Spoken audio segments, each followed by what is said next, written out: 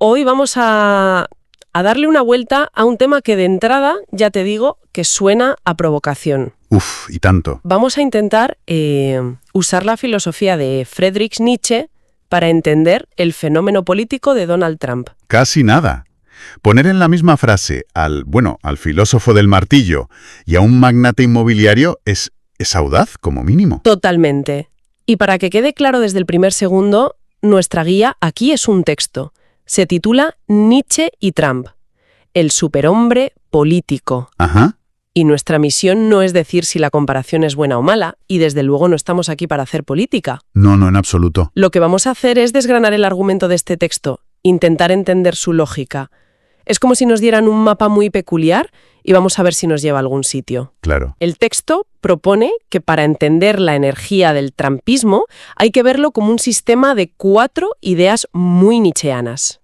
Y es vital, creo, hacer una aclaración antes de meternos en faena. Adelante.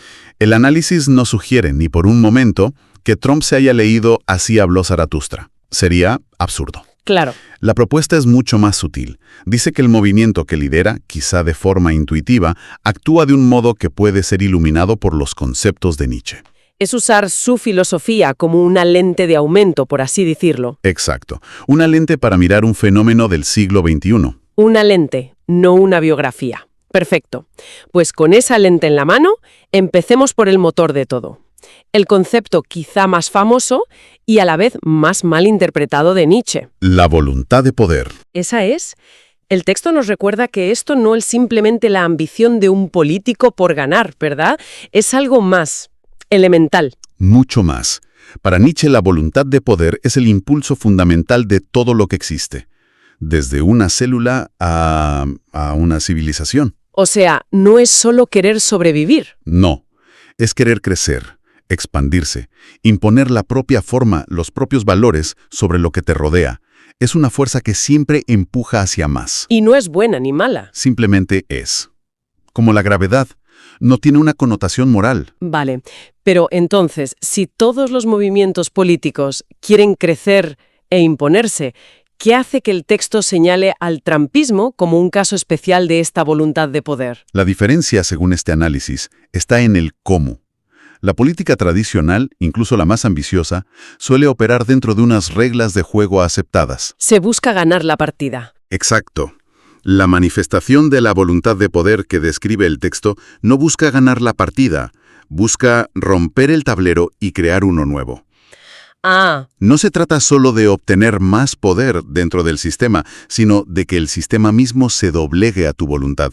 El texto lo llama redefinir las reglas del juego político y cultural. o sea que el objetivo no es tanto la victoria electoral como la dominación del relato. De la narrativa. Precisamente. Remodelar el propio campo de batalla para que se ajuste a tu forma de luchar. Exactamente. Visto así, cada meeting, cada tuit incendiario, cada ataque a las instituciones no sería solo una táctica. Sería una manifestación de esa fuerza vital que busca expandirse. Eso es.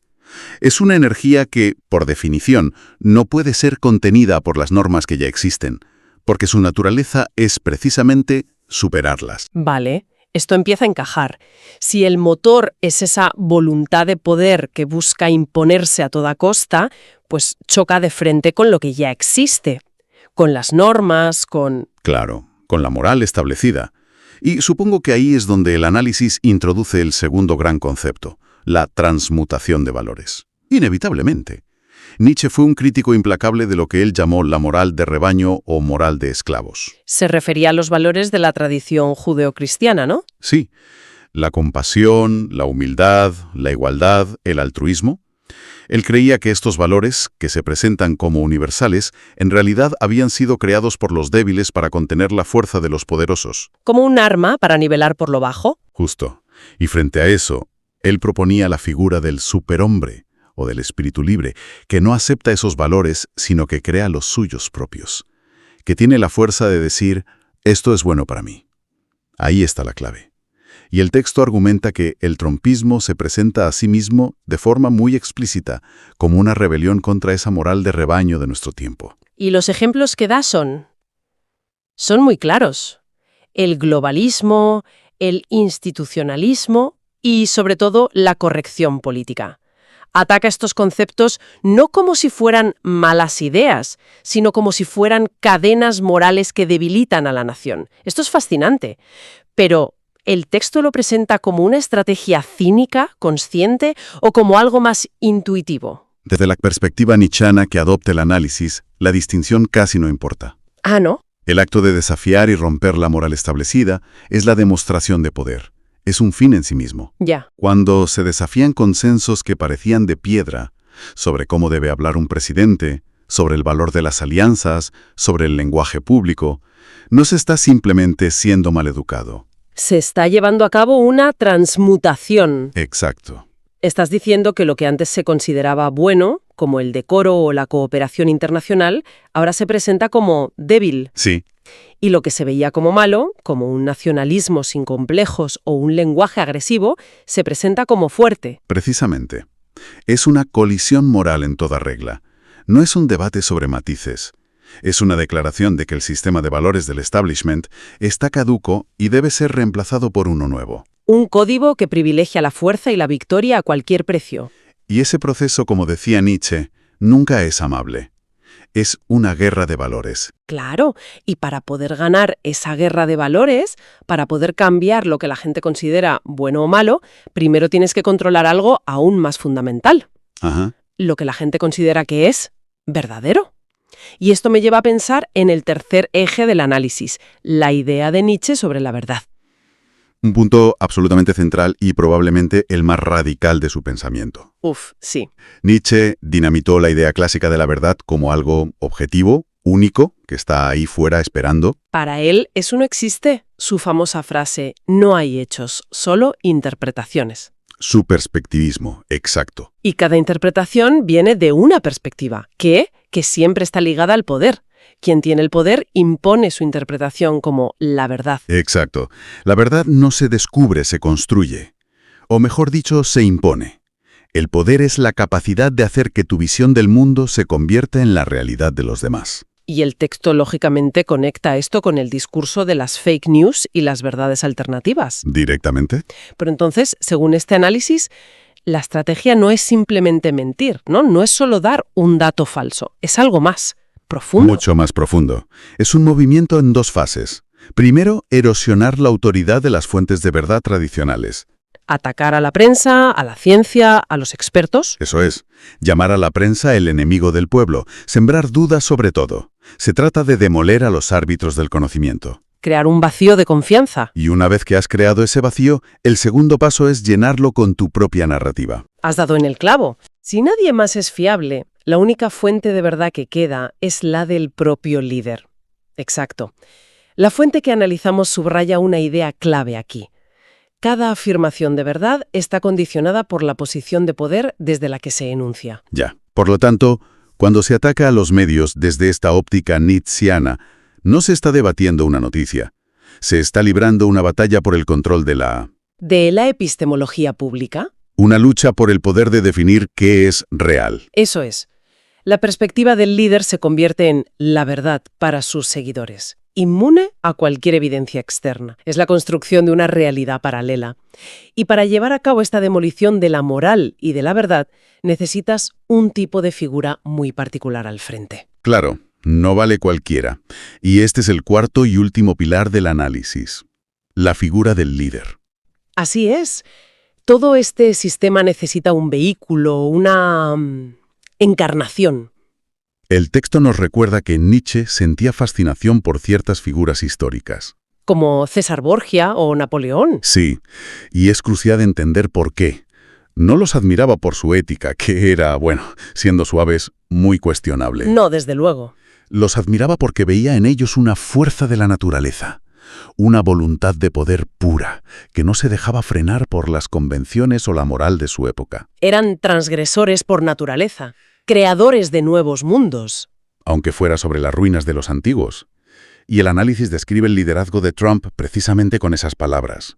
Audaz y transgresor. Sí, y no se refiere solo a las políticas, sino al estilo, a cómo desafía constantemente las normas no escritas del decoro, del protocolo, de la política. De todo. Y aquí el texto propone que este estilo encaja en el molde nietzscheano del hombre fuerte o superior. Y ojo con este término. Sí, que hay que tener cuidado. Mucho cuidado.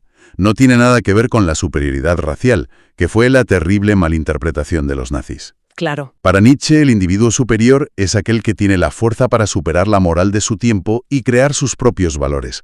Alguien que, por pura voluntad, quiebra el statu quo. Sacude el sistema hasta los cimientos. El análisis sugiere entonces que cada norma que se rompe, cada convención que se ignora, no es un error o un despiste. No, es una performance, es una herramienta consciente de poder. ¿Cómo? Cada vez que se rompe una norma y no hay consecuencias, o incluso se obtiene una recompensa en forma de atención y apoyo, se está enviando un mensaje muy claro. Vuestras reglas no se aplican a mí. Yo estoy por encima de ellas. Exacto. Es una demostración de fuerza que refuerza la autoridad del líder frente al sistema que está desafiando. La transgresión no es un efecto secundario. Es la esencia misma de ese liderazgo. Totalmente. Vale, creo que ahora tenemos la imagen completa que nos pinta el texto. Si lo unimos todo. No son 4 ideas separadas. No, es casi como una reacción en cadena. Un sistema interconectado, sí. La voluntad de poder es el motor, la energía primaria. Para expandirse necesita romper las cadenas de la moral existente, la moral de rebaño. Esa es la transmutación de valores. Exacto. Y para lograr esa transmutación es imprescindible controlar la definición de la realidad. Imponer tu interpretación como la única verdad. Y todo este proceso de demolición y reconstrucción es encarnado y ejecutado por una figura de líder transgresor que personifica esa ruptura.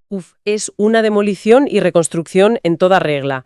Y creo que es importante repetir para cerrar lo que dijimos al principio. Sí, totalmente de acuerdo. El documento que hemos explorado no usa Nietzsche para justificar o condenar, nada. Lo usa como Una herramienta de diagnóstico. como una lente. La tesis no es si esto es bueno o malo, sino que la energía y las tácticas de este fenómeno político se entienden mejor desde esta filosofía de la fuerza y la ruptura. Que desde los análisis políticos tradicionales. Es una manera de entender por qué a menudo parece operar en una lógica distinta, una que no responde a los debates sobre políticas públicas, sino a una lucha más profunda. Por el poder, los valores y la propia definición de la realidad. Es un marco para analizar la fuerza que lo impulsa, más allá de sus objetivos concretos. Exacto. Una fuerza que muchos no saben cómo interpretar. Y esto nos deja con una pregunta final, una reflexión que va más allá de nuestro análisis de hoy. A ver. Si un fenómeno político tan moderno puede ser desmenuzado de forma tan coherente con una filosofía del siglo XIX, centrada en el poder puro y la demolición de normas, ¿qué nos dice eso sobre la fragilidad de conceptos como la moral compartida o la verdad objetiva en el discurso público de todo el planeta, mucho más allá de una figura o un país concreto?